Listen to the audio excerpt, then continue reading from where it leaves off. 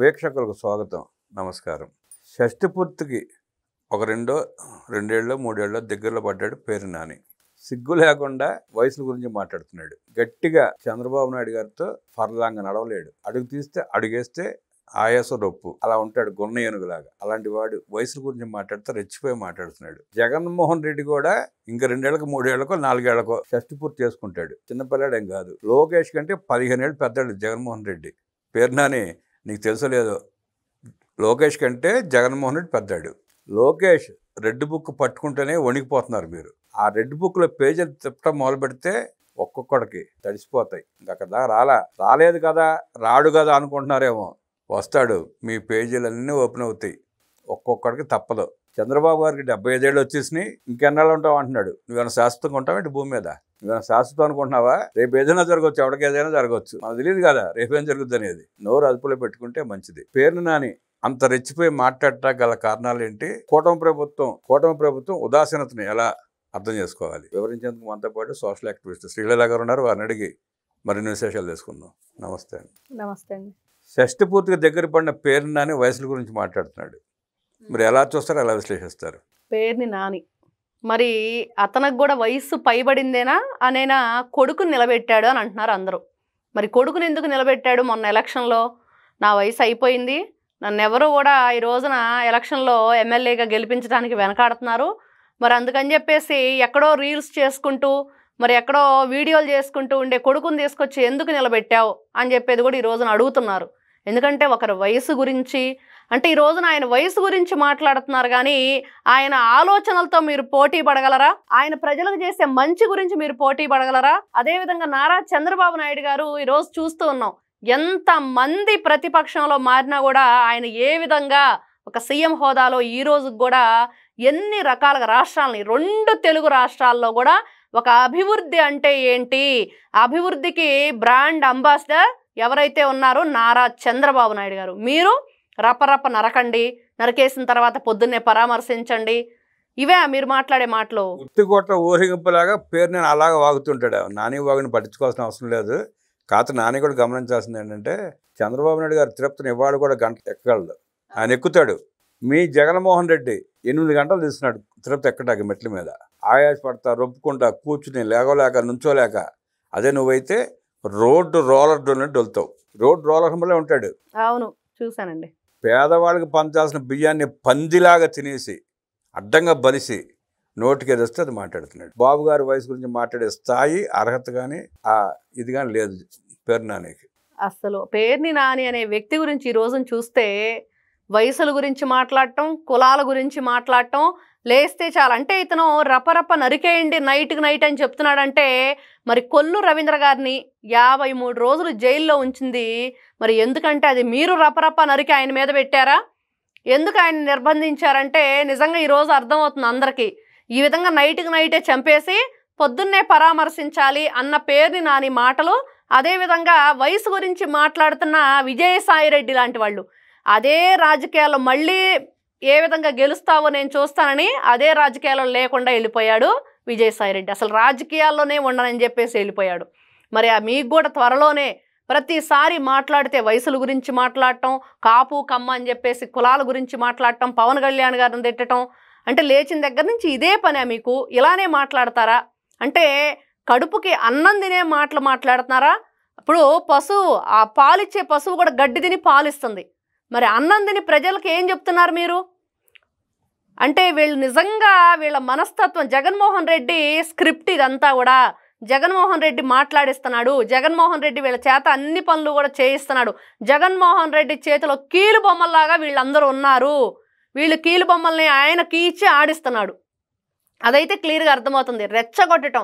ఈ రోజున నారా చంద్రబాబు నాయుడు గారు అభివృద్ధి ఎలా చేయాలి, ప్రజలకి సంక్షేమ పథకాలు ఏ విధంగా ఇవ్వాలి, ప్రజల క్షేమాన్ని ఏ విధంగా చూడాలి, మహిళలకు రక్షణ ఏ విధంగా కల్పించాలి, మీరు 5 సంవత్సరాల అడ్డగోలుగా దోచుకున్న దాన్ని మళ్ళీ రాష్ట్రానికి రీఫండ్ ఎలా చేయాలి, మీ చేత చేయించాలి, మిమ్మల్ని జైల్లో ఏ విధంగా తోయించాలని చెప్పేసి ఈ రోజున ప్రజలందరూ ఒకటే అడుగుతున్నారు.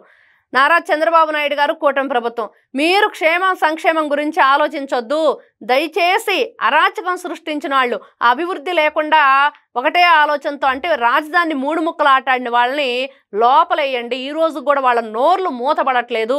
నోర్లు మూతపడేలా చేయాలంటే వీళ్ళని లోపలెట్టి మూతేయండి అని చెప్పి ప్రజలందరూ కూడా అడుగుతున్నారు.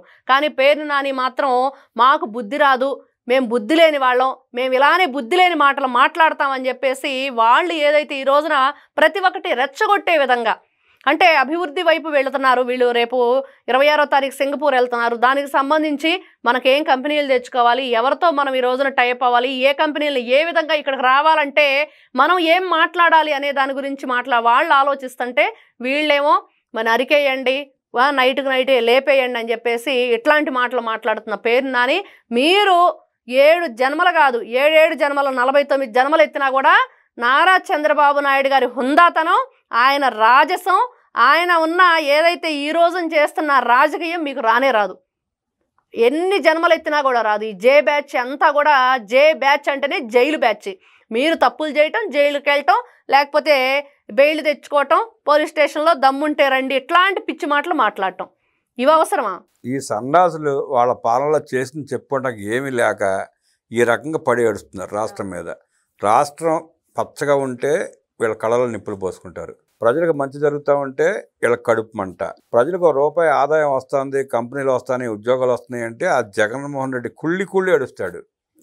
ఈ రాష్ట్రం మీద పడి దోచుకుని లక్షల కోట్లు మింగేసి ఈ రాష్ట్రంలో పడి రాజకీయాలు చేస్తా ఈ రాష్ట్రంలో పడి ఏడవటం ఏంటో అర్థం కాని పరిస్థితి. దాన్ని ఎట్లా చూస్తారు మీరు?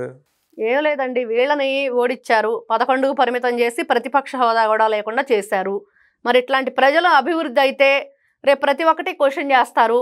మేము చేసిన తప్పులన్నీ కూడా బయటపడతాయి, మేము జైలుకి వెళ్ళాలి. జైలుకి వెళ్లకుండా బయట ఉండాలంటే ఏం చేయాలంటే ఈ విధంగా ప్రజలను రెచ్చగొట్టడం, వాళ్ళ మీద కేసులు పెట్టించడం. వాళ్ళు ఏదైనా చేస్తారు ఖచ్చితంగా, మనం చూసాం. ఎవరికొవరికి నొప్పి వచ్చింది అంటే అధికారంలో ఉన్నప్పుడు మీ బాధలు పడి, అధికారంలో లేనప్పుడు మీ బాధలు పడి, ఎప్పుడు కూడా మీ కింద మేము బ్రతకాలా అన్న ఆలోచన ఎవరిలో ఒకరిలో మరి ఖచ్చితంగా వచ్చింది. ఎవరు కూడా చూస్తా ఊరుకోలేరు. ఆ విధంగా రెచ్చగొట్టి వాళ్ళ మీద కూడా కేసులు నమోదు చేయించాలి. కేసులు నమోదు చేయించి ఏ విధంగానైనా సరే ఇట్లానే నరికేయండి, చంపేయండి అట్లాంటి మాటలు చెప్పించి ఉద్రేకపూర్వకంగా, ఉద్దేశపూర్వకంగా వీళ్ళు కావాలని చెప్పి ఇట్లాంటివన్నీ కూడా చేస్తున్నారు. ముఖ్యంగా వీళ్ళ ఉద్దేశం రాష్ట్ర ప్రజల మీద కక్ష. వీళ్ళు ఏదైనా సరే వీళ్ళని క్వశ్చన్ చేయకుండా వీళ్ళు ఏది చేయలేకపోయారు. వీళ్ళు చేసిందంతా ఏంటంటే అన్యాయంగా, అక్రమంగా దోచుకోవటం, దాచుకోవటం ఇదే జరిగింది. కాబట్టి ఈరోజు ఎవరు కూడా ఈ ఆంధ్ర రాష్ట్ర ప్రజలు క్వశ్చన్ చేయకుండా ఉండాలంటే వాళ్ళ మీద కూడా ఇట్లాంటి మాటలు మాట్లాడి వాళ్ళు కూడా తిరగబడితే కేసులు నమోదు చేయించాలి. ఎందుకంటే కూటమి ప్రభుత్వం మరి నారా చంద్రబాబు నాయుడు గారిని చూస్తున్నాం. ఖచ్చితంగా అది ఏ పార్టీ వాళ్ళైనా ఎవరినైనా సరే వెంటనే చర్యలు తీసుకుంటున్నారు. మరి అలాంటి చర్యలు తీసుకుంటే వాళ్ళనే ఇరికించాలి అనే ఉద్దేశంతో వీళ్ళు కుట్ర చేస్తున్నారు అనేది వీళ్ళ సాక్షి పేపర్లో కూడా రాస్తున్నారు. వీళ్ళు ఏ స్క్రిప్ట్ ఇస్తున్నారో, వీళ్ళు ఏం మాట్లాడుతున్నారో వాళ్ళ ఛానల్లో అయ్యే చెప్తున్నారో అయ్యే మాట్లాడుతున్నారు.